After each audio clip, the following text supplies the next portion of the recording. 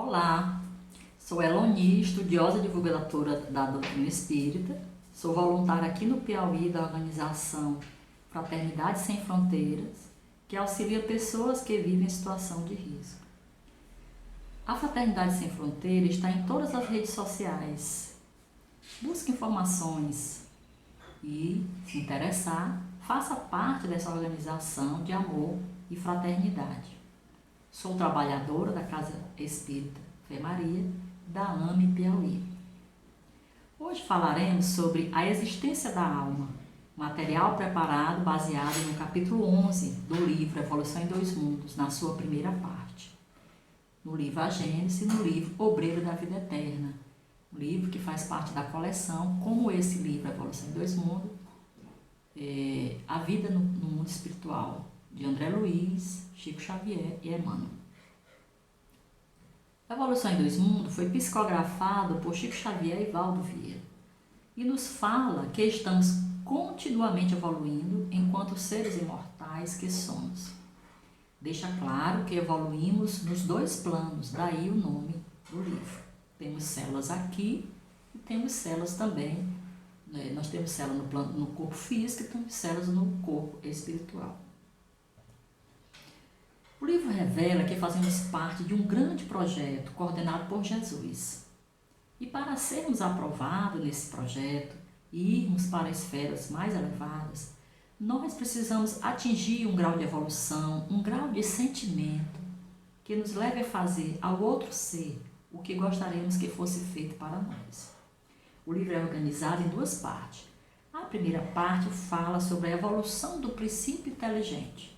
Esse capítulo que nós estamos estudando, a existência da alma, faz parte da primeira parte. Na segunda parte do livro, apresenta uma série de perguntas e respostas dirigida ao autor espiritual do livro, tratando de diversos temas como alimentação, linguagem e a vida social dos desencarnados. Sobre o princípio inteligente, que é abordado na primeira parte do livro, lembremos que Deus criou o princípio inteligente e o fluido cósmico universal, que está em chama de campo unificado. Tudo nos envolve, né? A tudo e a todos. O princípio inteligente, no princípio inteligente existem os co-criadores maiores, que é Jesus e outros seres elevados, e os co-criadores menores, que somos nós. As nossas criações dependem da nossa evolução espiritual. E nós criamos, manipulamos esse fluido cósmico universal. O capítulo tem 8 partes. Evolução morfológica e moral, noção do direito, consciência desperta. Os tópicos 11.4, 11.5, 11.6 e 11.7 fala da metamorfose do ser, né? Faz uma comparação entre a metamorfose do inseto de metamorfose completa, que é a borboleta, ele faz essa comparação, e o ser imortal que somos nós, né? E o último tópico é a continuação da existência. Bem, o primeiro tópico é a evolução morfológica e moral. O livro nos traz que a evolução da forma, que é a morfológica, prossegue a evolução moral, né, que é a do espírito. E que nosso corpo continua evoluindo, né? Nosso crânio, nossa coluna vertebral, nosso corpo em si, a nossa forma continua evoluindo. No caso do crânio, segue um caminho para cima e para frente, né? A coluna também para cima. Então, no decorrer dos evos é infinito, né? Anos infinitos, nós humanos guardamos conosco a herança de milhões de estágios diferentes, que nos dar o automatismo fisiológico. Então, nós não precisamos falar para os nossos órgãos funcionarem, coração, pulmão, rins, eles funcionam automaticamente. Nós conquistamos isso na evolução dos Evos. E há mais ou menos 200 mil anos floresceu a humanidade para a responsabilidade. Até então, nós éramos guiados exclusivamente pelos benfeitores espirituais. A partir daí, entregou-se o ser humano a múltiplos tentames de progresso no campo do espírito. Ele começou a imaginar, porque nós conquistamos o pensamento contínuo, né? O ser humano tem essa capacidade do pensamento contínuo. os animais, o pensamento dos animais, o pensamento é fracionado. Com essa conquista do pensamento contínuo e nos entregando a responsabilidade de construirmos a nossa evolução moral, nós começamos a iniciar a mentossíntese, a elaborar a mentossíntese, a produção através da mente. E nos desprender pelo sono físico, o que facilitou a equiparação das células nos dois planos, no plano físico e no plano extrafísico. Como também aprender no plano espiritual, né? Quando nós dormimos, nós nos desdobramos e vamos para o plano extrafísico. Ter o cuidado de nos preparar para dormir, fazer uma prece, fazer uma leitura edificante, projetos edificantes e pedir para os nossos guias espirituais para nós irmos a esses locais de estudo, né? É importante o que nós fazemos durante o dia todo, pode nos levar a locais para locais onde nós temos interesse, né? Que não sejam outros campos de interesse, né? Tem interesses mundanos mesmo. Então nós precisamos nos preparar para dormir. Bem, portanto, o sono físico é importante tanto para a regeneração do corpo físico, regeneração celular, produção de substâncias para renovar nossas forças e também para o contato do plano extrafísico. Bem, o ser humano começou a conviver com os vizinhos, ainda com o predomínio do instinto absoluto. Mas na evolução irreversível que todos nós vamos seguir, o amor agigantou-se-lhe no ser, sugerindo-lhe novas disposições à própria existência. No entanto, ainda hoje, né, há mais de 200 mil anos, nós estamos treinando a automatizar esse amor. Como aprendemos a automatizar as funções dos nossos órgãos. Daí Jesus nos sugeriu treinar isso, perdoando 70 vezes 7 vezes a mesma ofensa, para chegar ao ponto que nós vamos sempre responder ao outro de forma amorosa, de acordo com a lei de amor e caridade. Então nós estamos há mais de 200 anos treinando, ainda não aprendemos a automatizar esse amor. Já temos muitos exemplos de seres que conseguiram isso. Bem, o tópico 11.2 fala da noção de direito. Então, nessa convivência com os vizinhos, o ser humano aprendeu a noção do direito dele e dos outros, né? Existe a questão de espaço, então começou a criar a lei de convivência. E veio também, melhorou a questão da noção da família. Aqui no planeta, cada um tem a sua família. A família no planeta é importantíssimo. É o local onde nós encontramos os nossos afetos e desafetos para ajustarmos as energias que nós alteramos em outras vidas, né? Então, aqui na Terra, essa família é importante, é um meio que nós encontramos de vir para continuar o nosso processo evolutivo. Nos planos elevados, só existe uma família, né? O tópico 11.3 fala da consciência desperta. O ser humano percebe que a vida tem objetivos, que ele ainda não entende e que a vida é um bumerangue. Isso é, tudo que ele lança, ele recebe de volta. Então, tudo que nós lançamos vai com a informação energética, existem vibrações. Então, a sintonia dessa energia que nós lançamos, dessas vibrações, ela vai encontrar seres encarnados ou desencarnados e desencarnados que também vibram nessas mesmas ideias, nessas mesmas emoções, nessas mesmas vibrações. E vai retornar para nós potencializado. O que nós lançamos, somos aos seres encarnados e desencarnados que vibram como nós e volta para nós potencializado. Então, o ser humano começa a perceber que a vida é um bumerangue. Existe a lei do retorno, ação e reação. E daí começou-se a ter o livre-arbítrio, né? Fazer escolhas.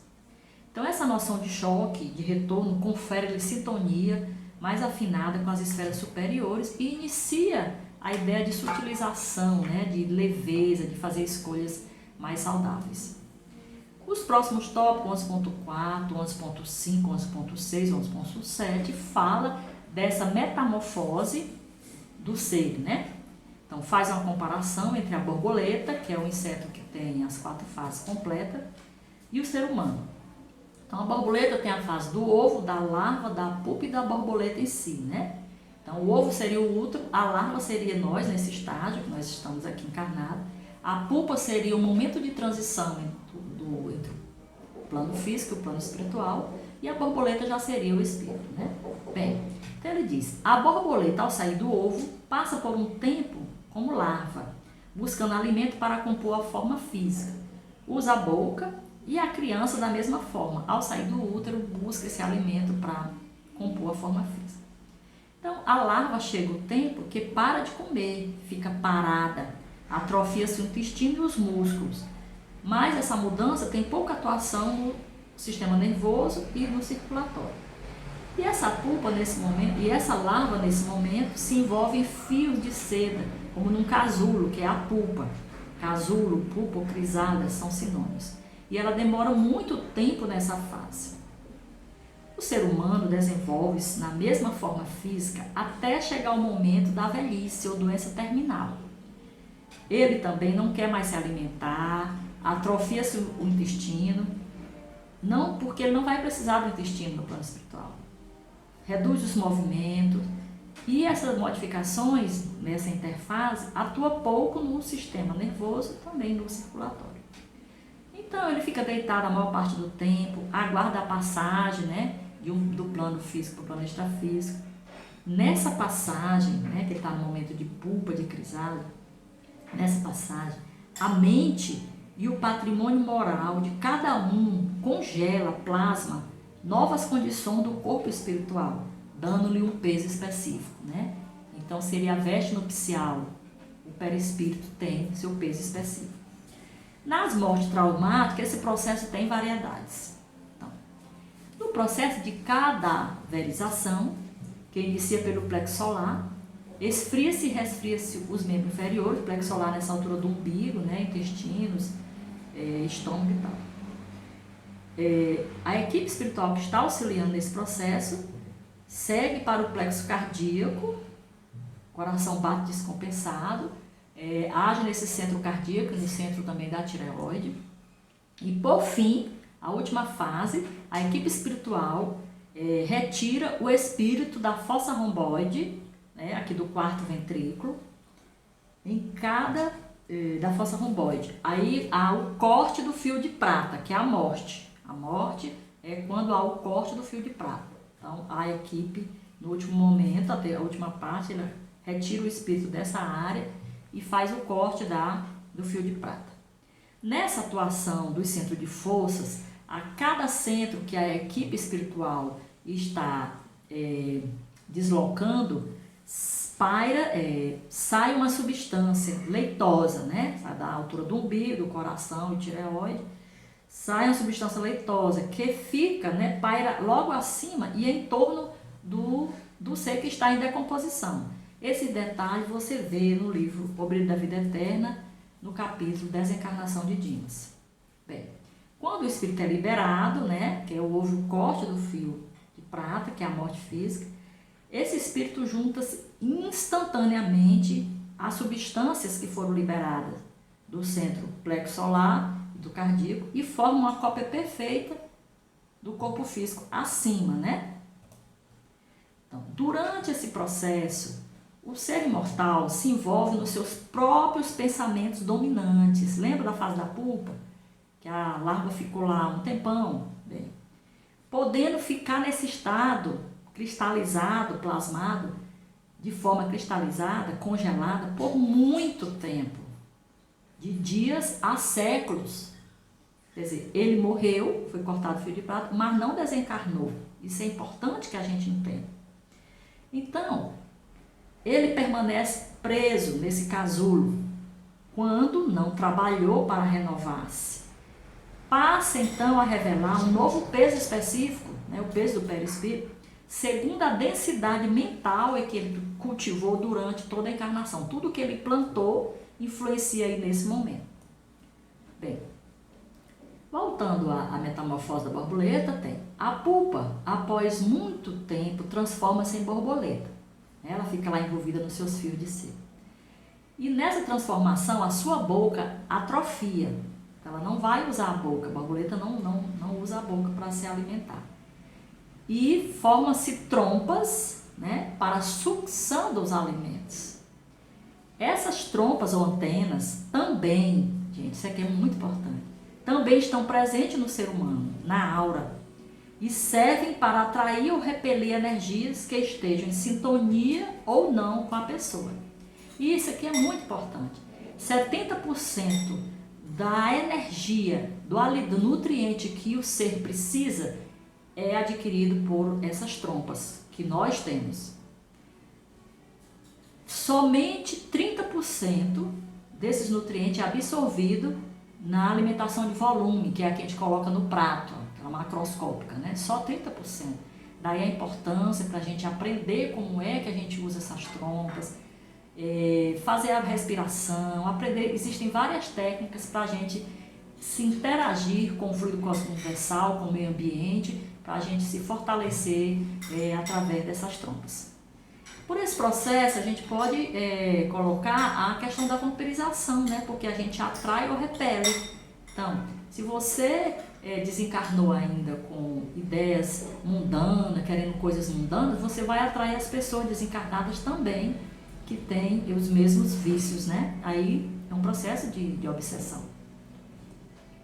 Bem, na morte física do ser humano, né? A decomposição dos tecidos é inevitável, a gente chama de histólise. Tem a histólise, que é a quebra, e a histogênese, que é a formação. Então, nessa transformação, o ser humano leva as vibrações construídas. Essas vibrações farão parte da cronogênese do próximo corpo físico, na próxima encarnação. Isso aqui é muito importante. Essas vibrações são marcas energéticas, são matrizes, são gestaltes abertas, que vibram nos dois mundos, independente do tempo, é atemporal, independente do tempo e do espaço, é atemporal e não local, né? Quântico, que poderão se manifestar no corpo físico da futura encarnação, na identidade cronológica que ocorreu o fato do desvio da lei de amor e caridade. Então, por exemplo, se eu assassinei alguém aos 40 anos na encarnação passada, nessa encarnação, quando eu cheguei aos 40 anos, eu vou ter um gatilho que vai me trazer toda a energia do que aconteceu. E aí o livro fala que poderá ou não fazer parte desse novo corpo, por quê? Se você, até 40 anos, teve uma vida completamente harmoniosa, produtiva, que você hoje é outra pessoa, teve a reforma moral, a questão da reforma íntima, essa situação, quando você chegar em 40 anos, poderá ser muito, muito, muito amenizada. Você poderá não sofrer tanto, né? Porque nós carregamos o processo de culpa, são essas gestaltes abertas, essas matrizes energéticas. Nós carregamos o processo do culpa. Então, nós precisamos, muitas vias falam que nós podemos nos curar. Então, nós temos a capacidade de nos curar, porque é o espírito quem comanda a célula. Mas a consciência está no espírito, a consciência intelectual. Então, onde está escrita a consciência? No espírito, né? A lei de Deus está no espírito. Então, eu tenho um processo de culpa. Então, esse processo de culpa que eu tenho me boicota. E aí eu não faço os comandos para minhas células para que elas se regenerem de forma positiva, né? Então, eu tenho um processo de culpa, eu carrego essas matrizes dentro de mim e eu não me dou o direito, eu acho que eu preciso ser punida. Então, daí o problema da gente não comandar a questão da autocura, né? Bem, esse foi toda a comparação, né, da borboleta com o ser humano. O ovo, a larva, a pupa e a borboleta em si. O ser humano, o ovo é o útero, a pupa somos nós encarnados, a larva somos nós encarnados, a pupa somos nós no momento de transição, que nós nos enovelamos com as criações que fizemos aqui, nossas plantações, e a borboleta seria o espírito, né? Bem, o tópico 11.8 fala continuação da existência. Joana de Anjos nos fala que nem que a gente queira, indubitavelmente nós seremos anjos, nós seremos co-criadores maiores, como vimos no início. Então ele fala que o ser humano continua, o estágio educativo que iniciou no berço, o ser imortal continua, o ser imortal continua, o estágio educativo que ele iniciou no berço, sem perder sua identidade. E ele soma consigo todas as experiências da vida carnal que ele plantou, as experiências vividas no processo da desencarnação, que nós vimos, né? Que é um processo importante de reflexão e que nos deixa novelado, dependendo do que a gente construiu, e as experiências de metamorfose no plano extrafísico. Né? Nós teremos outra configuração do nosso corpo espiritual. Então, na Terra, o ser humano planta sentimento, palavras, atitudes e ações. Com o que se caracteriza? No mundo espiritual, o ser imortal incorpora a si mesmo a colheita praticada no campo físico. Concluindo, para que serve saber tudo isso? Que a evolução em 2 mundos, nós temos células aqui e lá, que a vida continua. Né? Para que esse conhecimento? Na prática, no dia a dia. Que morrer é diferente de desencarnar. Para nós conduzirmos nossa programação de vida de forma lúcida, né? Porque a gente já sabe que a parte que a gente tem consciente é muito pequena, como um iceberg. Aproveitar melhor o tempo. Sermos exemplo no dia a dia, na nossa conduta, onde nós estivermos, sermos exemplo de ética e procurar seguir a lei de amor e caridade. E despertar melhor, né? Porque na hora que nós desencarnamos, nós ficamos muito confusos, né? Despertar melhor no plano espiritual e abreviar nosso processo evolutivo. Então eu agradeço a oportunidade, eu espero que esses conhecimentos possam somar alguma coisa nas nossas vidas, no dia a dia, para nós e para a coletividade. Obrigada.